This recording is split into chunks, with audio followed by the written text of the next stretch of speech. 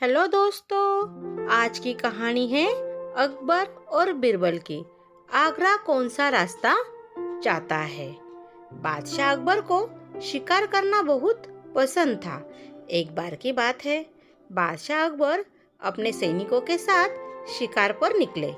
शिकार करते करते वो इतने आगे चले गए कि वो अपने दल से छूट गए।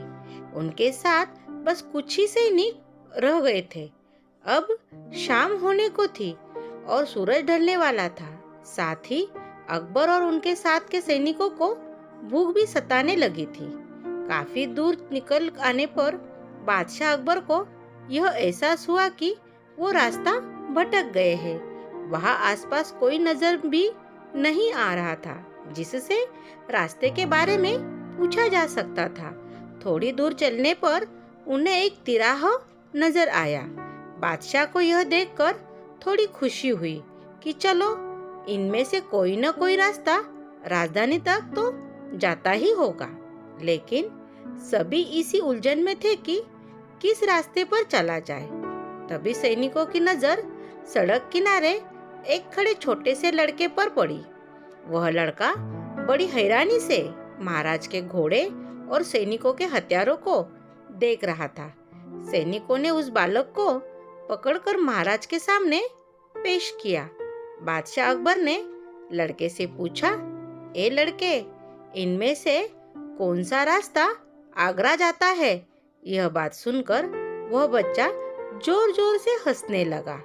यह देखकर राजा को बहुत गुस्सा आया, लेकिन उन्होंने शांत भाव से उससे उसकी हंसी का कारण पूछा।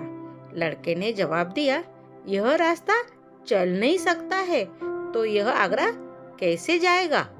आगरा पहुंचने के लिए आपको खुद चलना पड़ेगा। महाराज उस लड़के की सूझबूझ को देखकर चकित रह गए। उन्होंने प्रसन्न होकर उस बच्चे का नाम पूछा। लड़के ने जवाब में अपना नाम महेश दास बताया। महाराज ने उसे इनाम में सोने की अंगूठी दी और दरबार में आने का न्योता दिया।